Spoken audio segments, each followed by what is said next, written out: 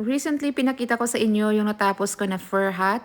This time, ipapakita ko naman sa inyo kung paano ko ito ginawa. Leather yung ginamit ko para sa outer shell ng hat na to. But hindi ko talaga alam kung totoong leather nga ang mga ito. Bumibili lang kasi ako ng mga lumang coats sa thrift store. Tapos yan yung ginagamit ko kasi mahal din yung leather. Tapos sinatahi ko lang ito gamit yung makina. Dati nung hindi pa ako nakabili ng makina na para sa leather talaga, tinatahi ko ito by hand. Ito naman yung para sa inner shell, yung lining. Nakukuha ko lang din ang mga ito sa mga lumang coats or snow pants na nabibili ko sa thrift store. Bago ko sila inassemble, tinahi ko muna yung kada gilid nito para hindi maghiwalay yung dalawang layer. Tapos gumamit rin ako ng sewing machine para itahi sila together. Balik tayo sa outer shell. So hindi pa yung tapos kanina. Kailangan ko pang ilagay itong beaver fur sa harapan ng outer shell. Gumagamit pala ako ng paper clamp para i-align sila. At from here on, tinatahi ko na ito by hand. So yan, tapos na yung ating outer shell. Ganyan yung itsura niya pag binaliktad.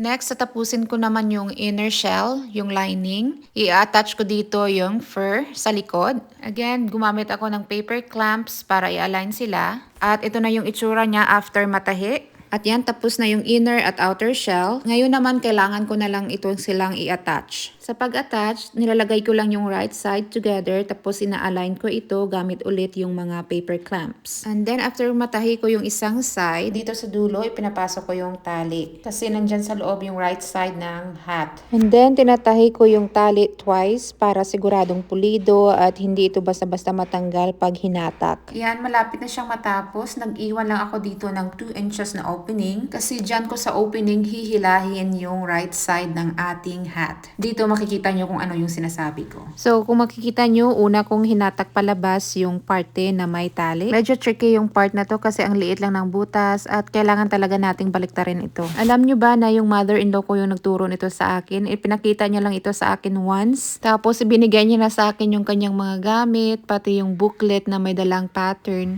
para meron akong gamitin in case na magustuhan kong gumawa ng mga hats. Parang nagustuhan ko din naman mga nahi. Ako kasi madali akong turuan ng kahit na anong mga bagay. At mahilig akong gumawa ng mga kung ano-ano. Nakagawa na rin ako nito dati. Yung iba pinangregalo ko lang, tapos yung iba binenta ko. And then nakagawa na din ako ng mga ilang headband na ginawa ko lang yung pattern from scratch. Anyway, so ayan, nabaliktad ko na yung hat. Ngayon naman ay tinatahi ko na yung opening. Ginagamitan ko ng blind stitch para hindi makita yung tahi. At iyan, tapos na to. Meron pa tayong last step. Kailangan ko pang i-attach itong mga pom-poms. Bali, ginamit ko lang ulit itong pom-poms. Large kasi dati ang hat na to. Tinastas ko lang siya para kunin ang fur. Tapos, gumawa ako ng panibagong outer leather na shell at fabric na lining. Small kasi yung size ng kanyang asawa. Ipinasok ko lang ang ginupit na parte ng pom-pom sa loob ng tali at itinahi ko silang dalawa. At ayan, tapos na tayo. Isusukat ko to para sa inyo para makita nyo. Yan na yung pom-poms.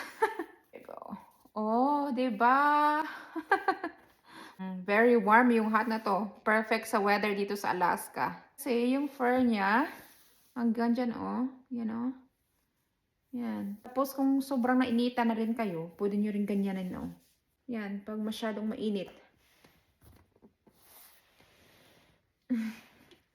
Yan lang. Bye!